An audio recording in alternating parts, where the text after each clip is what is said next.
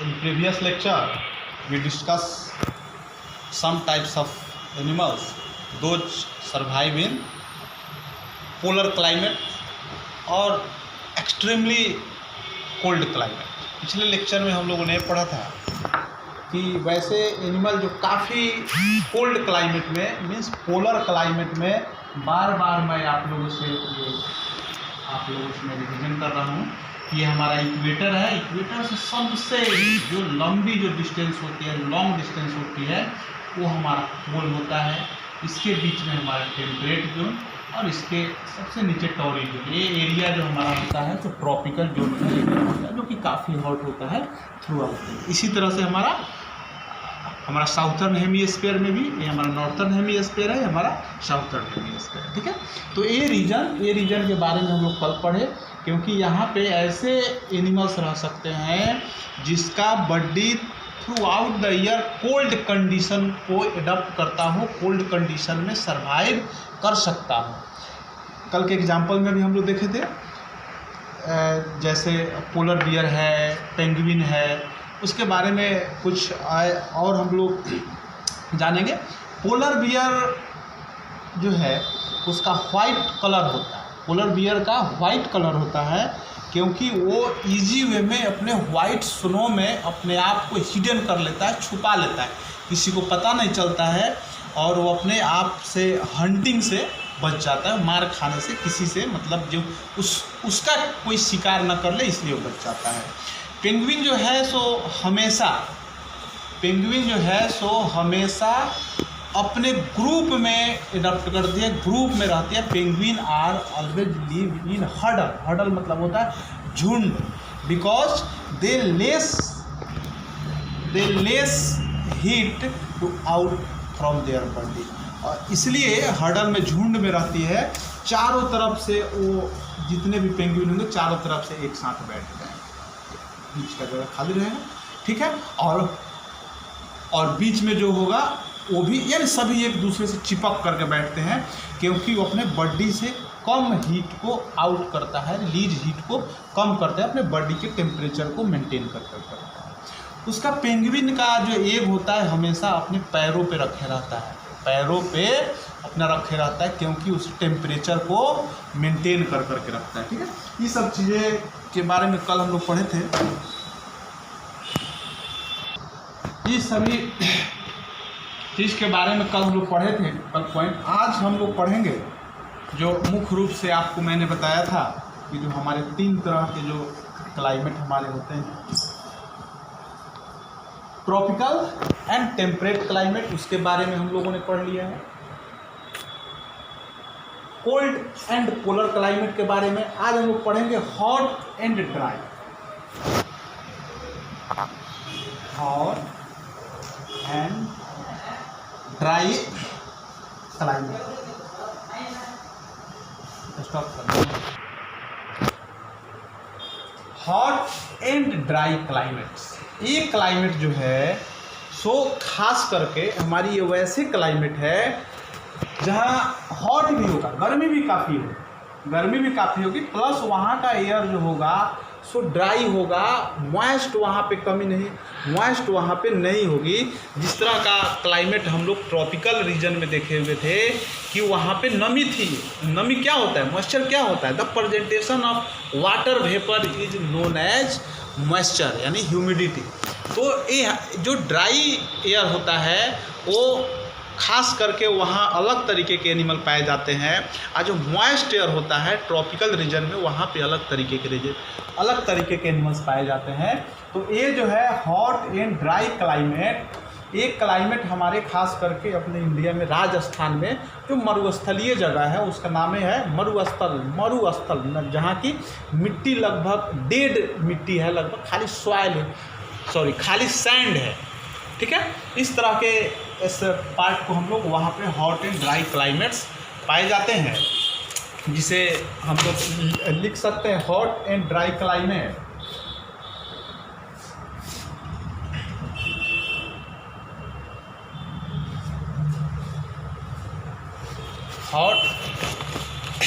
Hot and dry climate have very high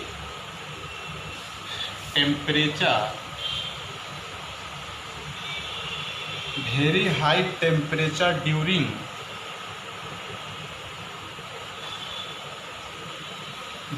must part of the year. देखिए ये जो हमारा क्लाइमेट है hot and dry climate, they have very high temperature during the most part of the climate, यानी सालों भर यहाँ का जो टेम्परेचर होता है सो काफ़ी ज़्यादा होता है। और इस तरह से winter last only for a few month during which the temperature is quite low.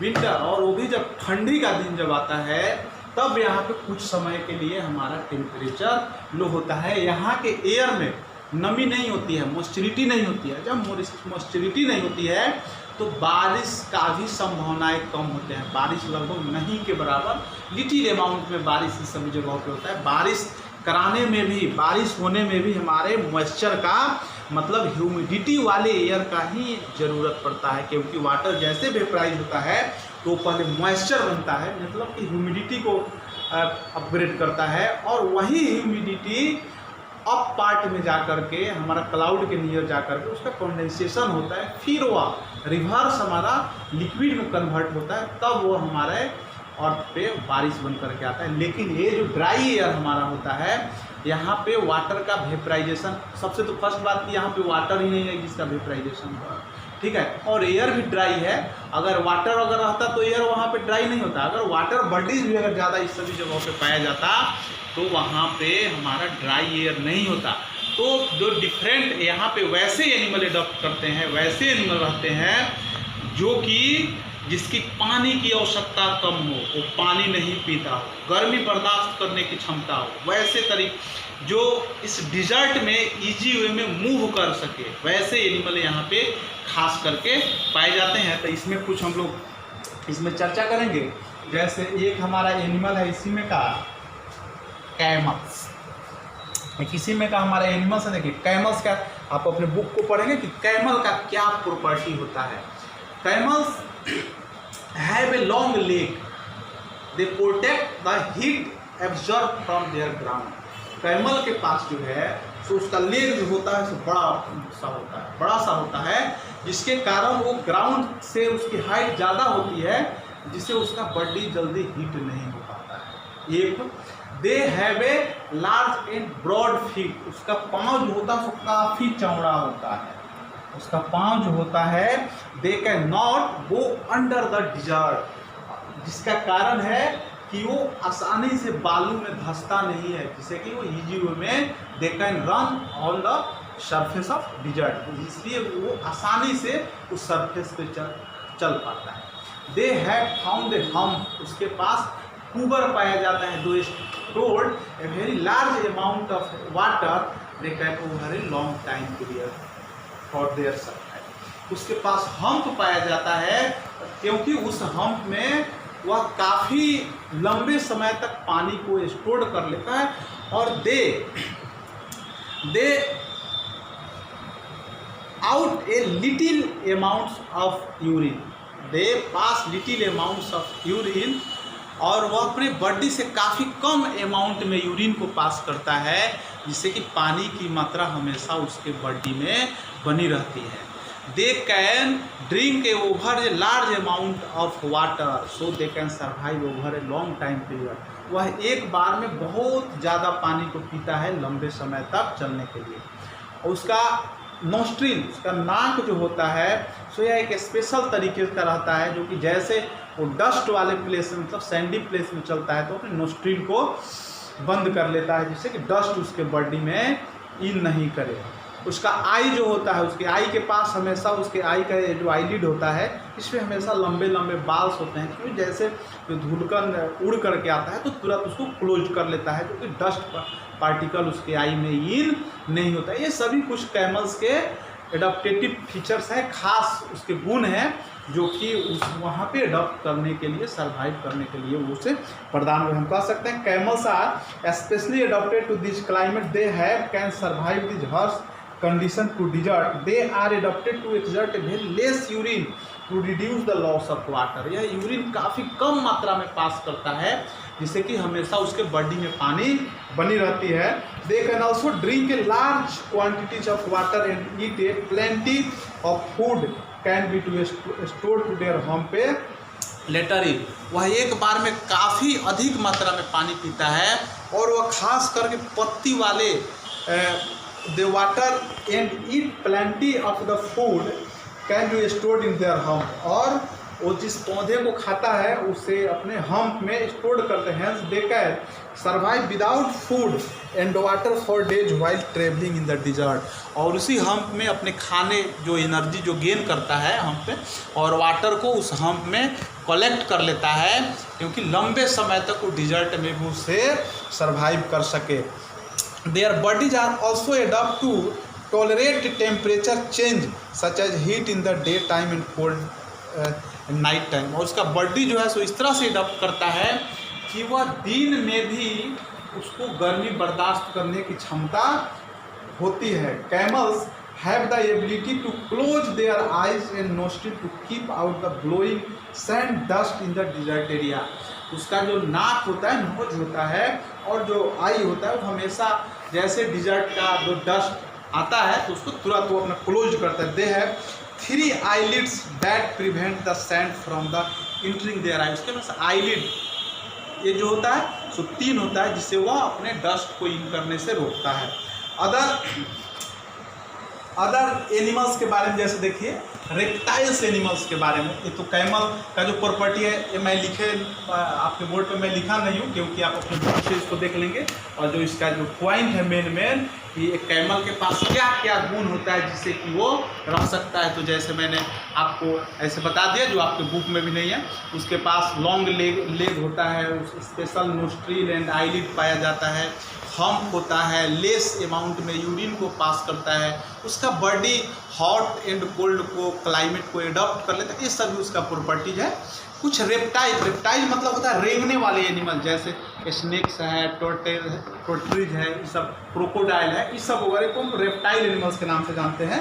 Many reptiles and other animals protect themselves from the extreme temperature by spending their time to burrow during the day and become active in night been the nocturnal होता है। कुछ ऐसे reptiles animal वहाँ पे insect भी उसमें हो सकते हैं जो कि दिन के समय क्या करता है, ब्यूरो मतलब होता है होल बना करके सैंड के नीचे चला जाता है। तो बालू को अक्सर आप लोग भी देखे होंगे कि बालू पे जो भी अगर ऊपरी लेयर पे अगर हम लोग पानी डालते हैं तो उसके सबसे फर्स्ट लेयर पे पानी हमको दिखाई नहीं देगा क्योंकि उसका पानी तुरंत नीचे की तरफ चला जाता है। तो ये हम लोग कह सकते हैं कि जैसे वो होल बनाता है तो नीचे उसको जा करके कोल्ड फीलिंग होता है और वो रिलैक्स फील करता है। तो दिन के समय क्या करता है वो रेप्टाइल्स एनिमल्स ब्यूरो में चला जाता है, फिर वह रात को आउट होता है, और जो एनिमल्स जिसको रात में निकलता है उसको हम लोग नॉकटर्नल एनिमल्स के नाम से जानते हैं। आपको पिछले लेक्चर में मैंने बताया, क्लियर है। फिर कहता है sometimes such animal to slender and the tortoise can not cope with the heat and they undergo aestivation. कहता है कुछ ऐसे भी एनिमल्स है जो कि कोप मतलब होता है सामना, जो कि उसके हीट का सामना नहीं कर पाता है। उसमें हमारा टोटोराइज है और एक एनिमल स्लेंडर, यह भी एक तरह का हमारा एनिमल्स है जो कि डिजर्ट में पाया जाता है। उस हीट को वह मतलब कि सहन नहीं कर पाता है, तो वह समर के दिनों में जैसे समर सीजन आता है तो undergo aestivation to escape the heat, summer sleep, जो कि काफ़ी लंबे समय तक वह अंदर जाकर कहीं छुप जाता है, जिसे हम लोग एस्टिवेशन के नाम से जानते हैं। आपको मैंने पिछले लेक्चर में भी बताया था। कुछ ऐसे एनिमल है कंगारू रैट इसका नाम कैसे पड़ा, जिसका शेप हमारा कंगारू की तरह होता है देखने में। ऐसे कंगारू है नहीं, लेकिन देखने में जब अपने आप को वह मतलब पोजीशन करता है तो आप उसको देख सकते हैं kangaroo rat spend its day in burrow where there air the most the humid. जब वहाँ पे गर्मी ज़्यादा पड़ती है ह्यूमिड वगैरह तो वो अपने दिन में ब्यूरो में रहता है और रात को वह निकलता है भोजन के लिए। इस तरह से हम हमारी जो चैप्टर है इस तरह से समाप्त होती है। किसी भी तरह का अगर कोई प्रॉब्लम अगर होता है तो आप इस नंबर पे कांटेक्ट कर। देखिए आप लोग के लिए होमवर्क रहता है, आप लोग के होमवर्क में रहता है इसका जितने जो क्वेश्चन है एमसीक्यू, जैसे एमसीक्यू आपको दिया है ए नंबर में, बी नंबर में fill in the blanks, fill in the blanks, ठीक है, और इस true false, TF, P and F, उसके बाद में आंसर द फ्लोइंग क्वेश्चन और शॉर्ट क्वेश्चन। ये सभी क्वेश्चन आप लोगों के लिए जस्ट एक आपका होमवर्क के तौर पे रहता है। अगर किसी भी तरीके का, क्योंकि आपको क्वेश्चन आंसर मैं आपको लिखा नहीं सकता हूँ, अगर पार्टिकुलर अगर किसी को भी अगर ऐसा प्रॉब्लम होता है कि अगर इसमें का कोई पार्टिकुलर क्वेश्चन समझ में नहीं आता है, ऐसे तो मैंने सभी पॉइंट आपको डील किया है। किसी भी पॉइंट में अगर किसी भी क्वेश्चन से कोई रिलेटेड अगर आपको बात नहीं समझ में आती है तो आप मुझे इस नंबर पे आप कांटेक्ट करेंगे, तुरंत मैं आपको उसको सॉल्व करेंगे। और आप इस क्वेश्चन को सभी को सॉल्व करके एक अपने कॉपी में रखेंगे। जैसे स्कूल ओपन होगा तो मैं उसे चेक करूंगा, या बीच में अगर किसी तरह का असिस्टेंट अगर मांगा जाए आपसे, ठीक है, तो मैं आपसे मांग सकता हूँ। हाँ, ये भी आप ख्याल रखें कि मैं आपको ये होमवर्क के तौर पे दे रहा हूँ। और पूरी क्वेश्चन कोई भी अगर क्वेश्चन अगर इसमें से नहीं आता है तो आप फिर हमारे पास इस नंबर पे 9939175335 आप इस पर कॉल करके आप हमसे कांटेक्ट कर सकते हैं। नेक्स्ट लेक्चर में हम लोग जो इसके बाद का जो फिजिक्स का जो चैप्टर है, chapter number 12 time and motion, उसको हम लोग सिलेबस शुरू करेंगे। तब तक के लिए गुड बाय। कितना